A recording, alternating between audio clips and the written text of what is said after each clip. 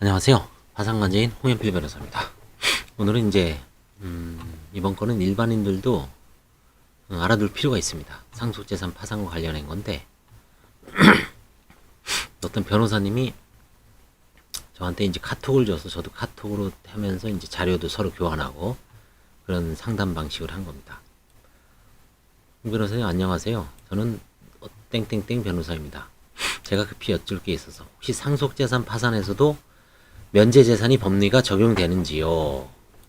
임종 앞둔 부친이 개인회생 중인데 다 맞춰질 것 같고 앞으로 그러니까 돌아가실 예정인 임종을 앞둔 아버님 명의로 보증금 약간 한 1, 2천 정도 500에서 1000 정도 있을 거예요. 배제하는 그러니까 이런 경우에 이제 상속재산 파산을 해야 되는데 이론적으로는 이 재산을 환가를 해서 관제인이 채권자단에 나눠줘야 되는데 이것도 이제 주거용이잖아요. 생전에 만약에 파산했으면 면제재산인데 이 상속재산 파산에는 면제재산을 준용하는 규정이 없죠. 그렇다고 또 배제하는 규정도 없습니다. 그래서 이제 변호사님이 궁금해서 물어봤습니다. 저는 이희수 변호사님 책 있죠. 여기 제가 한 강의도 있습니다. 강의 안에 책을 이제 같이 따라서 읽었죠. 강독이라 그래서 강독. 옛날에 한문 읽듯이 쭉 한번 읽어보면 나름대로 괜찮습니다. 모르는 것도 이해가 되고 이건 좀 이해가 되는 건 술술 읽히죠. 그래서 개인 파산 절차의 이론과 실무라는 이희수 변호사님, 개인 파산의 대가인 이희수 변호사님이 쓴 책을 찾아봤더니 학설 대립이 있죠. 기본적으로 학설 대립이 있습니다. 긍정설, 부정설, 제한적 긍정설 뭐 이런 식으로 나눌 수가 있죠. 그래서 제가 이제 그걸 한번 이제 카톡으로 싸서 줬죠. 이거를 스캔 떠서 결국 이제 유리하게 우기기라면 이제 주장하는 거죠. 이건 지금 명확한 기준 없죠. 그렇죠? 이제 변호사님, 젊은 변호사님인데 제가 한번 판례 만들어 보겠습니다. 너무 감사드립니다. 화이팅입니다.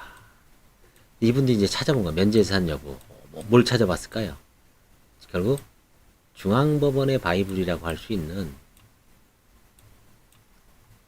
개인 회생 파산 실무 5판이 있습니다. 그렇죠. 거기서는 이제 판사들은 공식적으로 부정설입니다. 근데 이 변호사님 견해도 신선하죠. 그런데 만약 채무자가 살아서 파산을 신청했더라면 보장을 받았으죠. 채무자 또는 그 피부양자의 주거용으로 사용되는이라고 인정될 수도 있다고 생각합니다.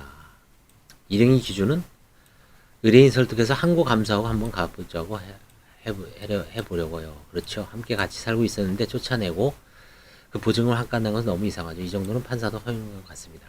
그래서 이런 비슷한 고민이 있는 분들 기준은 뭐냐면 이런 경우죠. 저도 과거에 한 사건 중에 이런 게 있습니다. 채무자가 보증금 500에 월 50에 살고 있었습니다. 근데 거기에 할아버지하고 할머니가 같이 어렵게 살고 있었는데 할아버지가 먼저 돌아가셨어. 근데 그 할아버지가 부채가 한 5천 정도 돼요. 그래서 이제 보통 그 정도면 상속 포기를 해야 되는데 포기하면 그 500만 원도 날아가죠. 그러니까 한정 승인을 하고 상속재산 파산을 신청한 겁니다. 그러면 그 500만 원 어떻게 해야 돼요? 원래는 환가를 해야 되는데 그 500만 원이 같이 살고 있는 할머니의 쫓아낼 수 없잖아요. 그렇죠? 그분도 기초생활수급자야. 그러면 면제재산의 규정은 없지만 그걸 유추 적용해서 이런 경우에는 환가를 포기합니다. 라고 관제인이 이제 판사한테 올리면 판사도 야 교과서 살펴보니까 부정설이다. 그렇죠? 근데 이런 경우죠. 제한적 긍정설이라는 거죠. 그래서 돌아가신 분이 망인이 함께 그 부양가족과 같이 살고 있었을 때 이런 경우가 전형적이죠. 그 같이 살고 있는 할머니 그 다음에 아들하고 같이 살고 있었는데 그 아들이 또 장애인이야. 그쵸? 이런 경우에는 그 동거 가족을 쫓아낼 수 없으니까 그런 경우에는 그 보증금을 그게 뭐 면제재산 범위다. 채무가 5천인데 뭐 한 500에서 1000. 채무가 1억인데 보증금이 2, 3천이다. 갈 데가 없잖아요. 그렇죠? 그런 경우에는 유추 적용해서 면제재산을 인정해 주자. 이게 일종의 제한적 긍정설이죠. 근데 이런 게 아니고 어떤 경우가 있냐면 독거노인이에요. 그냥 독거노인이 1,000만 원에 살다가 배우자하고는 이혼하고 가족들하고 쓸쓸히 떨어져 있다가 어느 날 갑자기 이제 죽습니다. 고독사를 해요. 보증금 1,000에 보증금 1,000에서 2,000원 정도가 있어요. 근데 부채가 몇천 내는 거죠. 근데 이제 경찰이 이제 결국 지방자치단체에서 수소문해서 아들을 찾아주죠. 아들을 보면 50년 전에 헤어졌어요. 저기에 가득 차죠. 와서 뭐 장례비나 내고, 그쵸? 자기는 받은 게 하나도 없는데 갑자기 그냥 근데 와서 이렇게 그래도 유일한 상속이네요. 법적으로. 그러면 어떻게 됩니까? 빚을 조사를 하죠. 근데 빚이 보니까 1억이야. 근데 보증금이 또 1,000이 있어. 그 집주인한테 해서 이제 1,000만 원 받아요. 장례 뭐 월세 빼고. 그런 경우에는 이 아들하고 혹은 동거인이 없었죠. 주거용에 사용하는 면제재산 인정할 실익이 없죠. 필요가 없죠. 그런 경우에는 한가를 합니다. 그런 경우에는 한가를 하자. 이거는 뭐 부양자나 피부양자의 주거용 재산하고는 전혀 관계가 없죠. 그렇죠? 혼자 살다가 갔으니까. 그런 경우에는 한가를 합니다. 그런 경우에 이제 뭐 예금이 있어요. 한가를 하죠. 근데 아까 장애인 아들이나 연로한 부인하고 같이 살다가 남자가 먼저 갔어요. 근데 그 돌아가신 분 명의로 예금이 보니까 뭐 한 4, 500 있어. 그것도 한가 안 하죠. 왜? 결국 그 돈 갖고 또 남은 장애인 아들이나 그 할머니가 같이 살아야 되잖아요. 그쵸? 또, 그쵸? 그런 건 또 뺏는 게 가혹하죠. 근데 지금 후자, 갑자기 그냥 고독사하고 아들이 50년 만에 만나서 찾아와서 이제 어쩔 수 없이 그 아버지를 이제 상속, 한정 승인하고 이제 상속재산 파산했을 때 보증금 1,000만 원 환가하고 보니까 통장에 1,000만 원이 있어. 예금이 한 1,000만 원 있고 그 다음에 보험 해약 환급금이 한 300만 원 있어요. 싹싹이 다 한가를 하죠. 그런 경우에는. 그 차이점을 어느 때는 유추 적용하고 면제재산을 준용을 하고 어느 때는 인정 안 하고 그쵸? 케이스별로 보자.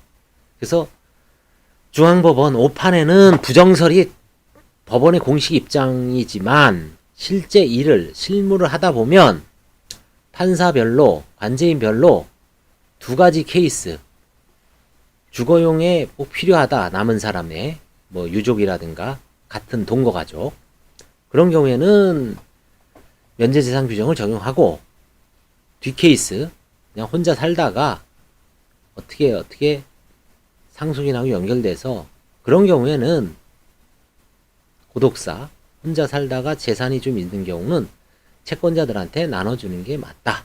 이렇게 제한적으로 일부는 긍정하고 일부는 부정하고 그걸 제한적 긍정설이라 그러죠.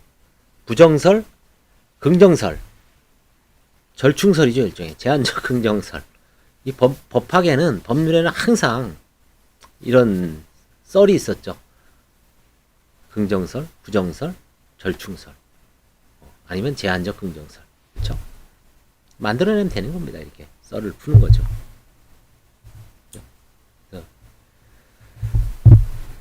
요것도 그 상속재산 파산을 신청하고 있는 분들은 내가 이런 경우 관제인한테 뺏기겠구나. 이런 경우는 그냥 내가 관제인한테 최대한 읍수하면은 지킬 수 있겠구나. 그렇죠? 이런 뭔가 감이 오죠? 그렇죠? 물론 이게 100%는 아닙니다. 어떤 경우에는 아까 그 주거용 인정 못합니다. 다 내놓으십시오. 할 수도 있습니다. 그렇죠? 관제인이나 판사에 따라서. 그때는 뭐 홍 변호사님 유튜브는 어쩌고저쩌고 이게 제가 뭐 저건가요? 그렇죠? 하나의 썰을 하나의 실무 경향 그렇죠? 교과서 그렇죠? 아까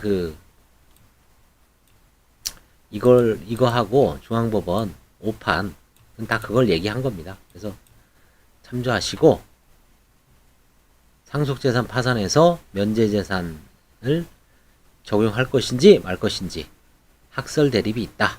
그죠? 근데 가장 그나마 구체적 타당성을 가진 학설은 제가 보기엔 제한적 긍정설 아닐까. 그죠? 궁금하신 분들은 전화를 주십시오. 여기 제 전화가 있고요. 여기 사무실. 제가 전화를 못 받을 때도 많아요. 뭐 전화 통화하거나 이럴 때는. 그럴 때는 그냥 문자를 주면 됩니다. 그래서 사안을, 저는 누굽니다. 이런 거에 대해서 상담받고 싶습니다. 그런 건 제가 딱 좋더라고요. 그렇게 전화하는 거는. 뭐 그냥 전화하셔도 돼. 그럼 제가 리턴을 하잖아요. 그쵸? 저도 뭐 사건 수임하려고 열심히 노력하고 있습니다. 사실. 그러니까 그 다음에 뭐 직원한테 공식적으로 상담료를 지불하거나 아니면 예약을 하고 그 시간에 오고 싶다. 그쵸? 또 그런 걸 좋아하는 분도 있어요. 그쵸? 변호사가 또 부담이 돼서. 그쵸? 이게 뭐 변호사한테 직접 전화하라 그러면 또 부담을 가지는 분들이 있어요. 그래서 이렇게 이원화 해 놓은 겁니다. 근데 어떤 분들은 또, 변호사가 진짜 전화 받나? 사무실에 해봐야 또 사무장이 그냥 중간에 또 변호사 얼굴도 안 보여주고 아는 게 아닌가. 그런 의구심이 있어요. 그래서 두 가지 이원화 해 놓은 거예요. 저한테 직접 전화를 해도 되고, 사무실로 방문이나 전화 상담, 수임료 같은 거, 그 다음에 뭐 상담료 같은 것도 물어보요. 상담료는 원칙적으로는 다 유료입니다. 그렇죠? 대신 선임할 때 되면 다 공제를 해드려요. 만약에 뭐 제가 한 시간에 한 15만 원, 법인 같은 경우 한 20만 원 받아요. 근데 상담을 해놓고 이제 선임하겠어. 그때 그 공제해줘요. 그럼 뭐 본인도 충분하게 윈윈이 되는 거죠. 그렇죠? 네, 감사합니다. 여기까지 하겠습니다. 감사합니다.